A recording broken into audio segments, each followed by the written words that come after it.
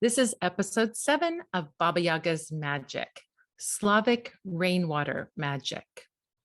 Water is really essential to life. All living things need water to survive. So it's really not a surprise that ancient Slavic people revered water, and they viewed that water as magical and holy.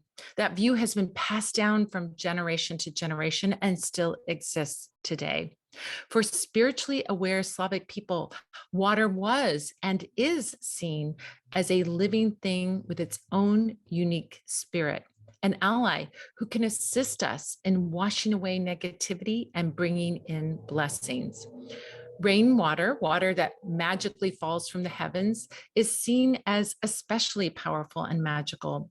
There are dozens and dozens of Slavic rituals, spells, and beliefs about rainwater. And in this episode, we are going to learn how to refresh our lives with the amazing magic of rain.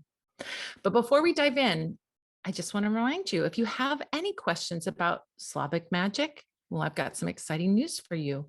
There is a way that you can meet with me for free and ask your questions about general magic or Slavic magic. You can ask about spells, spirituality, witchcraft, folk magic, spirits, divination, really anything spiritual, mystical, and magical.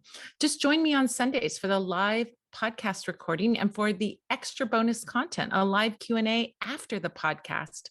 It's free to join. All you have to do is be a member of the Spell Squad, and all you have to do that is sign up at spellsquad.com. This Q&A takes place every Sunday except for the first Sunday of the month at 5 p.m. Pacific, 6 p.m. Mountain, 7 p.m. Central, and 8 p.m. Eastern Time. Go ahead and go over to spellsquad.com and sign up today so you can join the Spell Squad. You'll get a ton of free goodies, and you get to join me with a cup of tea and download some deep spiritual knowledge. It's always fun in our little clubhouse, and I'd love to see you there. So let's talk about the beauty of and magic of rainwater. So ancient Slavic people revered water, as I mentioned earlier. They believed that water was life because water is life. Without water, we don't exist. Life doesn't exist. Plants, animals, and humans, of course, would not exist without water. They saw this magic in the water, and they saw it as a living spirit. In fact, they had many spirits of the water. In our last episode, we talked about some of those spirits, the Rusalki, who are the beautiful female spirits of the lakes and ponds and rivers. They also had the Vodyanik, which is the sort of mystical deep water male spirit who might cause trouble or had to be appeased. Fishermen would have to appease the Vodyanik before they would go fishing, just to make sure they had a successful fishing venture or that they didn't get any problems with their boat, right? Mavki and Vili, these were all water spirits and had connections to the water. Water was so important to Slavic people.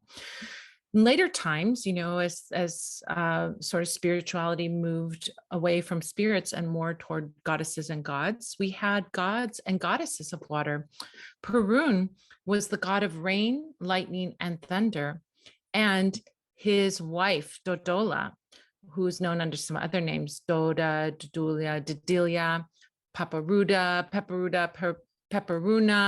She has a lot of different names. She's the Slavic goddess of rain, and she was the wife of that deity, Perun. Slavs believed that when Dodola milks her heavenly cows, that the clouds would rain on the earth. And each spring, it was believed that Dodola would fly over the woods and fields and spread greenery and decorate the trees with blossom. Water is so much a part of many pagan holidays that were then taken over by Christian holidays later on. For example, at Epiphany, which takes place in the middle of January, sometimes called Jordan, there's a blessing and collecting of water by the priests, and people jump into the ice cold water. They carve a hole in the frozen ponds, and they dive into that ice cold water to get blessings and to receive that healing property. That water is collected as well and taken home. Another holiday that has a pagan origin is Ivana Kupala, It's the ancient pagan holiday of Kupala, when people would go swimming in lakes and streams, do divination on the water, and so forth. So water is really integrated into Slavic spirituality on many levels. These waters, the special time waters of special times and so on, were collected for cleansing, blessing, and spells. And I talk all about it in chapter 19 of my book, Baba Yaga's Book of Witchcraft, and I talk about the magic of water. Now, rainwater is one of those special waters, and we see how it was really revered and immortalized in the magical practices of Ukrainians and other Slavic people, even today. Not only are the rainwaters honored, but the rainwaters are called forth. One of the ways that they're called forth is in decoration, such as embroidery and in the decorated special eggs, pesanki, wavy lines called, now I'm going to say this, let's see if I get it right, it's a real mouthful, kivilasti linii, wavy lines, we'll just call it wavy lines, represented the element of water. So whenever you see water, wavy lines that run vertically, that represented the element of water and of life-giving rains. Waves that ran vertically represented those gentle rains falling from above. If you saw horizontal lines, that would represent running water flowing from springs or rivers and so on. But those the vertical lines represented rain falling down.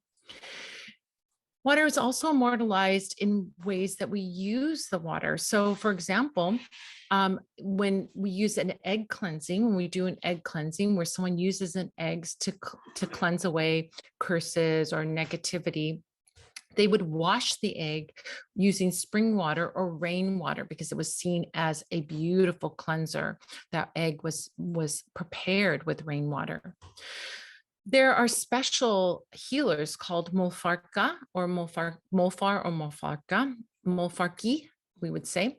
So a Mofarka is someone who traverses between the lower world, the middle world, and the upper world, in the world of the living and the world of spirits.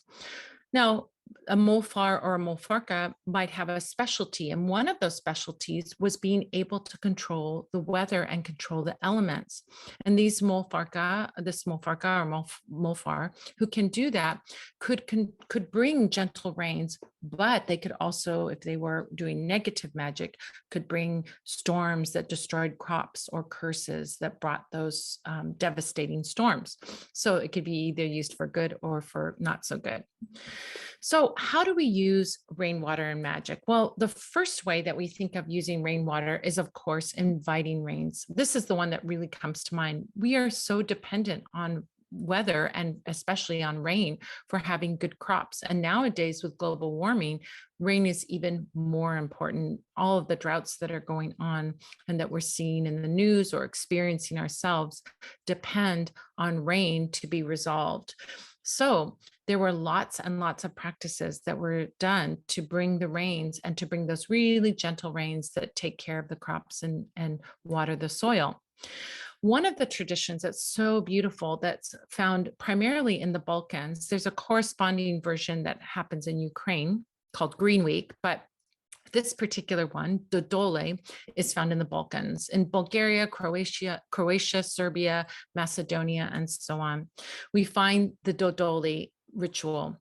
So they used to organize a Dodoli festival, which is named after that goddess Dodola.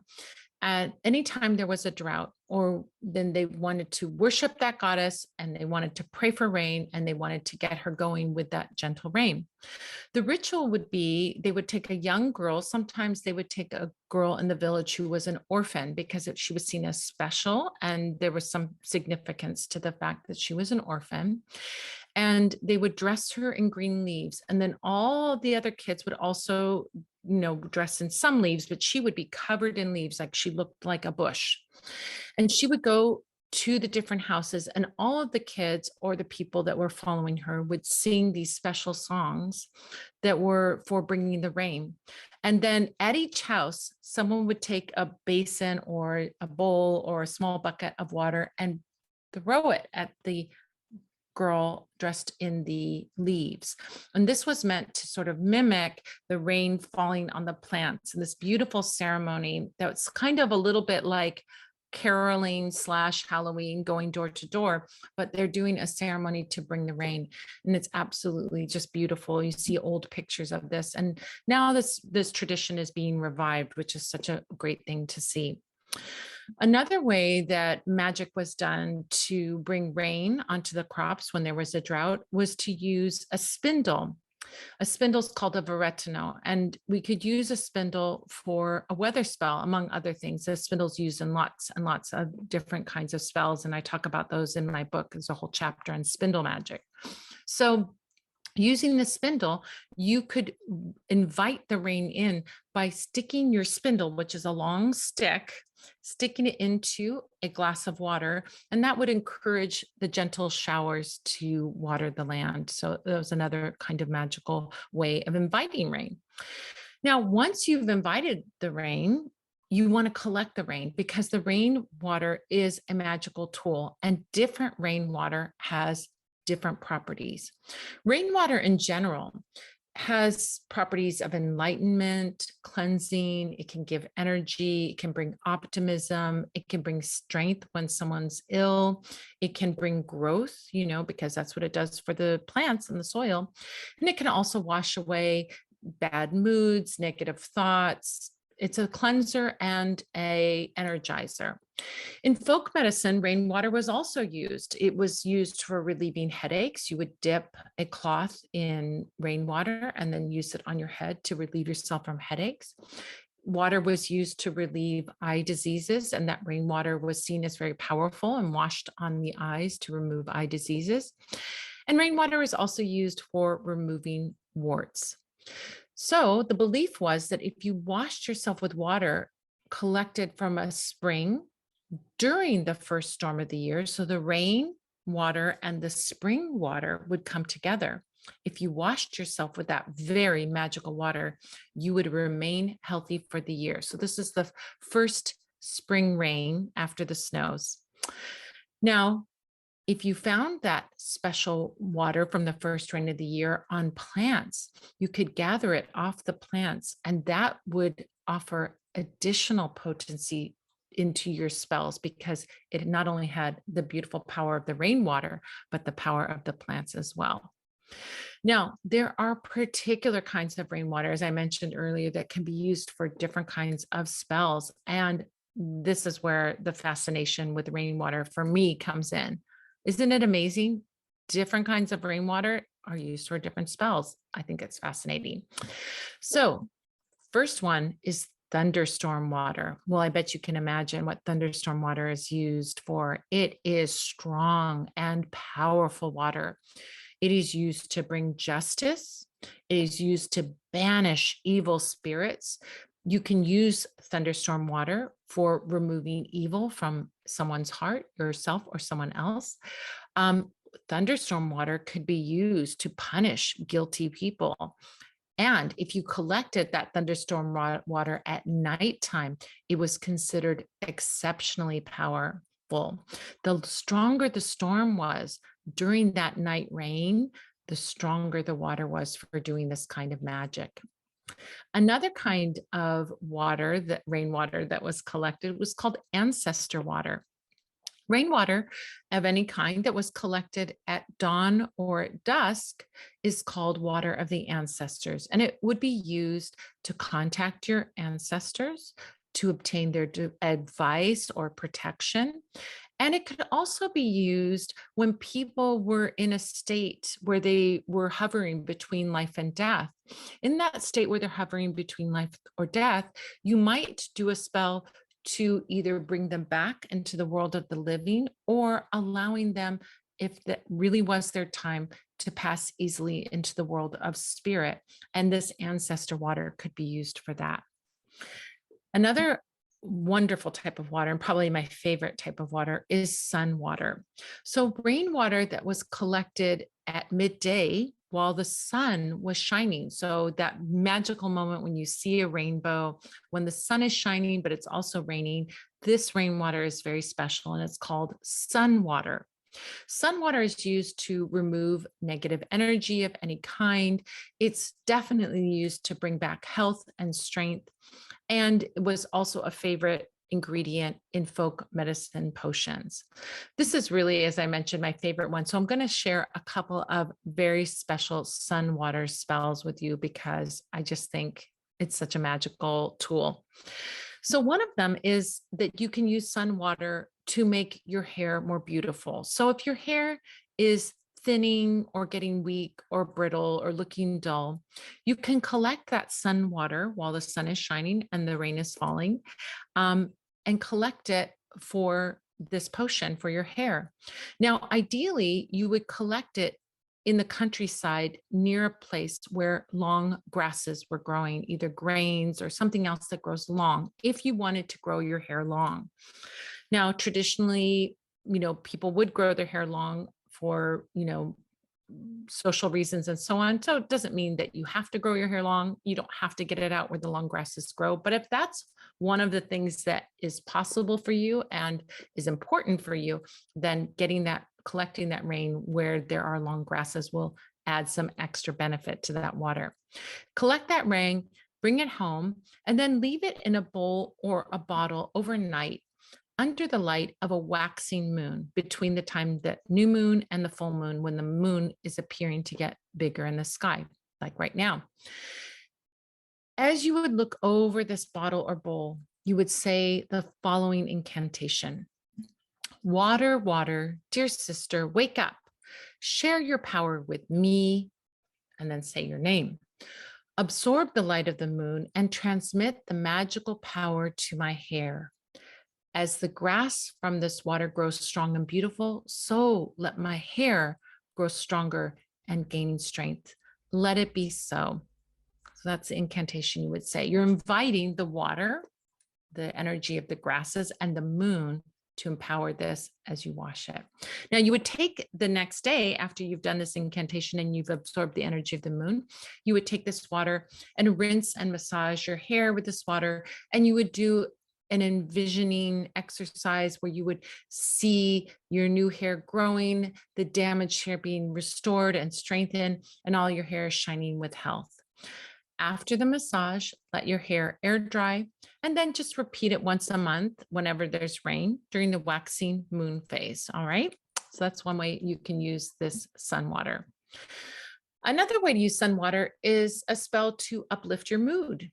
Now, if you're feeling sad or anxious or depressed or, out of sorts, this is a great way for banishing that negative feeling that you don't want, the sadness, the blues, and just lifting your mood and getting into a more optimistic, positive place. Now, this one's super simple. All you have to do is when you see some sun water happening, the sun is shining and the rain is falling, just go outside and stand in the rain. Now, if you have the opportunity, the real, authentic, original spell says that you go out in the nude if possible. So that would mean you'd have to be in your yard or someplace. But if you can't go out in the nude, go out in your clothes. Stand with your legs slightly apart, raise your arms, and then turn your face up to the sky and feel the raindrops wash over your body, wash over your face, and feel them as they cleanse you, and imagine them washing away all of your negative feelings. Now, again, the traditional spell says you would say the following incantation out loud, and you would repeat it as many times as there are years in your age. I'm 58, I'd have to say it 58 times. So that's going to really work because you're saying it 58 times, but you would say it as many times as the year in your age. Here's the incantation.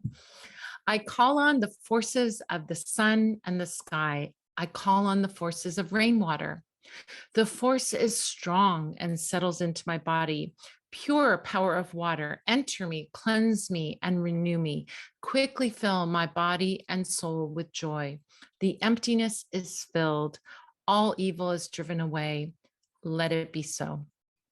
So you should allow a minimum of 5 to 10 minutes of that rain falling on you. It's going to take at least that for you to say it as many times as your age, probably.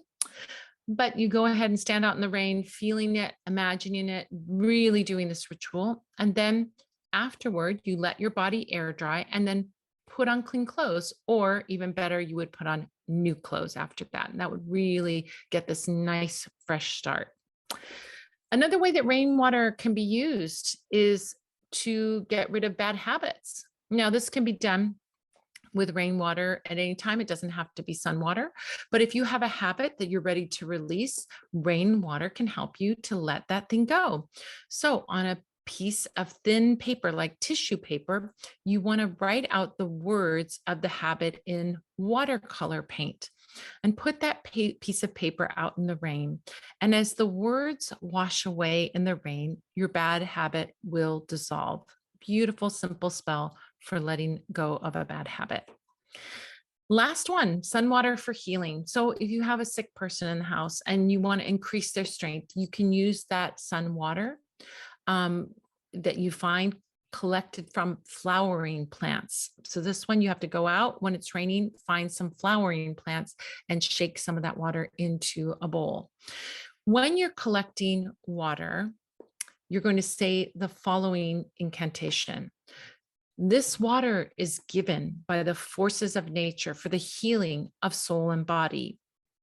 Then you would leave that collected water in a jar or bottle in the sun for 2 days.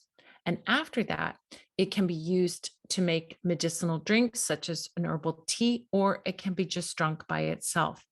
When you're drinking that tea or water, you would say the following incantation: healing water, settle my body, share your power, protect me from diseases, and improve my health. Let it be so. Right? Beautiful incantations, beautiful practices that we can do with rainwater. In a minute, I'm going to tell you a very special, specific spell on how rainwater that is collected at different times of the day can be used for different types of magic.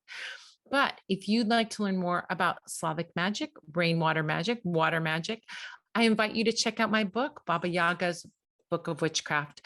Baba Yaga's Book of Witchcraft is an exciting book of ancient Slavic magical practices. In this book, you will sit at Baba Yaga's side and listen to her stories about the birth of the sun, the land of the blessed ones, and the spirits who live right beside us. More importantly, you'll learn the secrets of her magic, crafts, talismans, inscriptions, incantations, and rituals like the one I've just talked about that will allow you to discover your own Baba Yaga within. There's even a whole chapter, chapter 19, that's all about water magic. And it is available now, but the first printing sold out. Oh my gosh. So if you can't find it in your usual places, just know that you can order a signed copy from Parlor of Wonders. Just go to Baba Yaga's bookofwitchcraft.com and that'll take you to the page at Parlor of Wonders where you can order yours today. All right, so let's talk about this special rainwater spell that takes place at different times of day.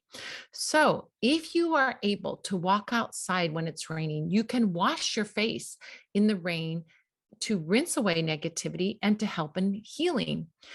Moisten your face, your neck, your hands as you imagine washing away your problems.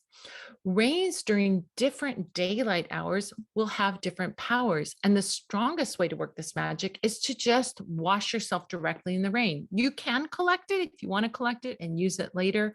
But the strongest way to work it is just to go outside and let the rain fall on your face, on your hands, anything that's exposed.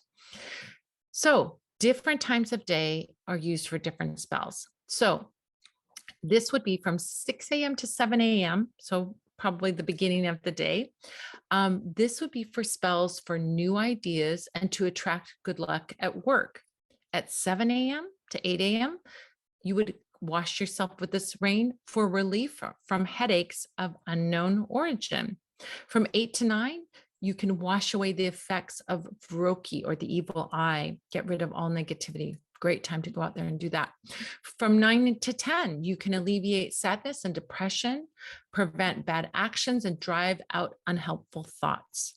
From 10 to 11, you can energize your heart, encourage creative action, and start new creative projects. From 11 a.m. to noon, You can use that rainwater to overcome phobias, fears, stress, and harmonize the body and soul. From noon to 1, you can eliminate feelings of aggression and revenge, and also remove any harassment, corruption, or curses that are coming from others.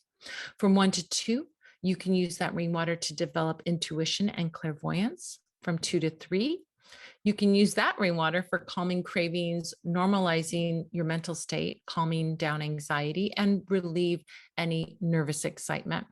From 3 to 4, you can use that rainwater to open up new ideas and knowledge that seemingly comes from out of nowhere. You can also increase your prophetic powers. From 4 to 5, you can go out and wash yourself in that rain to clarify thinking, quench the aggression of your enemies, and to promote reconciliation with enemies. From 5 to 6, which is the last hour that we can do it, you can find the right solutions in a critical situation and to bring harmony to your family relationships.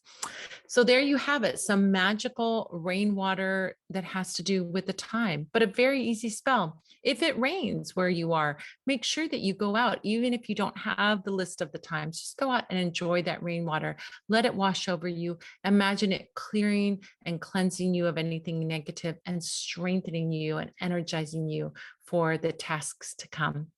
Well, that about does it for this episode of Baba Yaga's Magic. If you would like to get even more info about Slavic magic, then check out the Learn page over at Parlor of Wonders, where you'll find a ton of resources, including workshops, blog articles, past podcast episodes, and the way to join me live over Zoom for the Magic Q&A Tea Party every Sunday at 5 p.m. Pacific, 6 p.m. Mountain, 7 p.m. Central, and 8 p.m. Eastern. Just go to parlorofwonders.com and click on the Learn tab to see all the goodies there.